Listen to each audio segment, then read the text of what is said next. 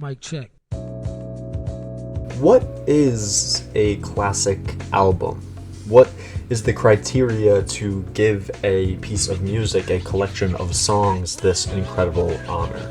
Well, this goes without saying, but this topic is incredibly subjective and based on your own opinion and feelings when you listen to music, but today we're going to talk about a couple undeniable things that must be present in order for an album, mixtape, or project to be considered a classic.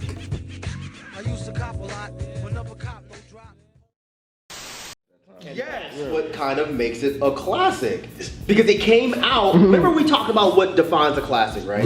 We said anything that reestablishes what hip hop is or changes the game. I feel like at that point, damn near anything MF Doom did was like challenging lyricists. It was like, you can't rap like this. So for him to come out with an album that was a collaborative project like this, and for every single song to just be lines, nobody could rap like that.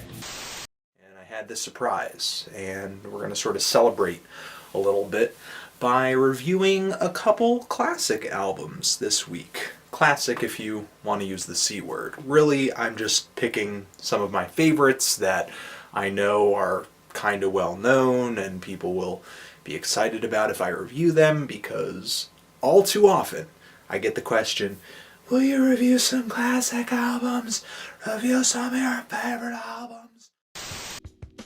What's up, music fans? My name's Jackson. Today I'm going to give my personal criteria and my overall thoughts on classic albums and what I believe makes them classic. This is a topic that I feel like gets beat around the bush a lot. I feel like a lot of people just throw that word around and use it to give a project that they really like props, but they don't really understand what that word means, the weight that it holds to a lot of different, especially hip-hop fans, but just music fans in general. And I feel like there should be much more awareness in terms of the actual history, lore, and overall criteria to use that word. There are a lot of people that would simply just say, well, a classic album would be just an album that stands above the others because its quality is just unmatchable. And I think to an extent that can be true. Obviously, in order for an album to be classic, it has to have great music, has to be enjoyable, it has to be something that people will revisit for the years to come, because at the end of the day, the music is what brings you back and what makes this album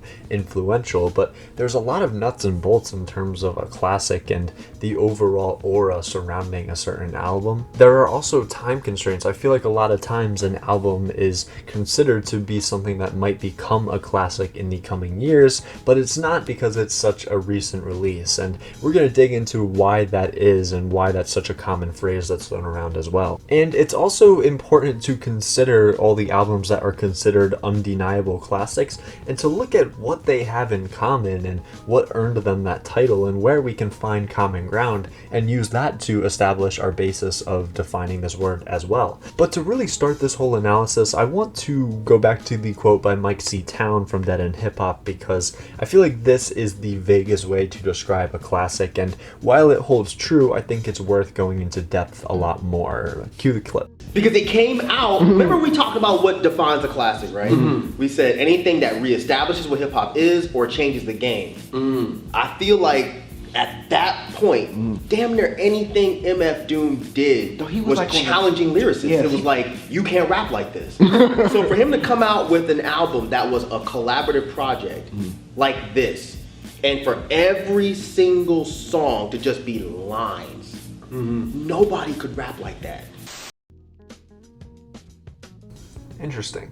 I love the way that Mike phrases that, the idea of anything that reestablishes or redefines what hip-hop is. And of course he's talking about hip-hop just as a genre, but I do feel like it applies to pretty much any genre, especially now where the lines between genres are so blurred and it's often unrecognizable whether a certain song is country, R&B, rap, pop. I think it's worth restating this as anything that redefines music in general, because if you think about even something as simple as the 808 drum, you see that not only in hip-hop where it really became popularized, but in country, in pop now. Hip hop is pop now. But based off of Mike's point, we have our first criteria for a classic album, and that is going to be influence. I think my favorite classic album that exemplifies this the best is going to be 808s and Heartbreak. So cue the clip of Lil Uzi Vert talking about that album. Hey, let Lil Uzi put a song out with drums right now. What do you mean with drum? You don't use drums? Yeah, but it's 808s. That's it. Because they're all 808 and Heartbreak dudes. They all just want boom. Yeah. This is why you want to know that there's a huge disconnect between the adults and kids of hip hop. Yeah. The album that most adults, not me, but the album that most adults said, this shit sucks. I don't ever want to hear this from Kanye West again. The kids were all like, this is finally the Kanye West I was waiting for. Boom, hip hop divides. Old and young, right there. Changing my life. I like both. 808s changed your life. Yeah, it was fire. It made me wanna be like, I wasn't sad because I was young, but it made me I felt Be sad. You wanted to feel that. Yeah, but I was too young. Like, I wasn't sad. To me, this is probably the most important and most foundational criteria for a classic album, because in order for something to be classic, even in other industries, if you look at something that would be considered a classic movie or just any classic work of art even, they're always something that people try to redo in some way, that people try to just kind of recreate and innovate their own styles off of. And it's always important to consider the fact that the entire generation now was created by the stuff they were interested in growing up. So for hip hop, I look at guys like Drake, I look at guys like Kanye West, or even Lil Wayne, and what they were doing and how you can see that shown in newer music. Let's play a little snippet from Drake's 2011 song, Make Me Proud. Only you can do it just like that, and I love it when your hair's still wet because you just took a shower. One little trim and only inside. Sounds so smart, like you graduated college, like you went to Yale, but you probably went to Howard knowing you. And now let's listen to the song Angels by A$AP Rocky, released just a couple years later. Make it dash like a speed of a bullet. With a pistol on him, probably wouldn't even pull it. Hard me to put it, me mugging with a hoodie like was goody. Trying to beat a motherfucker that you couldn't, knowing you. Down to let it fly when I should. Huh. Small example, but it's little potent things like that, little vocal inflections, stylistic choices that really show how influential an artist is, and you have to dig very deep to see these things a lot of the time. At the end of the day, influence is far more important than sales or popularity, because when you look at it in the larger scale, influencing the newer artists, the upcoming generation, is a lot more impactful and long-lasting than it is to have the #1 spot on the Billboard for a couple weeks, a few months, even a year is pretty obsolete in the large scale. But it's interesting I mentioned Drake, because when you look at influence, you would pretty much point to all of Drake's albums being classic if that's the only defining factor, right? I mean, Drake uses his rappy flow, he uses melodic hooks, really synth-heavy beats on all of his albums, and considering that that is hip-hop now, wouldn't all of his albums be classic? I think it's pretty clear, and we can all agree that they're not all classic. So that can't be the only criteria for this word. It can't be the only thing that you need to achieve in order to have a classic album. So what else is there? And it brings us back to this idea of quality, and I love how I mentioned 808s and Heartbreaks already, because I love to take the flip side of 808s and take a really creative sounding album that just was not executed well and see how that was received. So let's have Anthony Fantano come back in to give us his 2 cents on Whole Lotta Red. So yes, this thing is a flawed record, and I can see why it's created such a split in Cardi's fan base. But that being said though, the highlights here are so good, I can see the general attraction that some people are experiencing with this project. While I can't rate this record very high due to some apparent flaws, I wouldn't be surprised if this record created an almost 808s and Heartbreak type moment, where yeah, it's not a perfect LP, but the highlights are so bold and are so creative, they'll most likely be adopted by those who end up appreciating this record more for its ideas than its execution. Yeah, thanks, Anthony. And I love hearing his perspective on albums like that because he's been doing what he does for so long and he's seen this generation come up.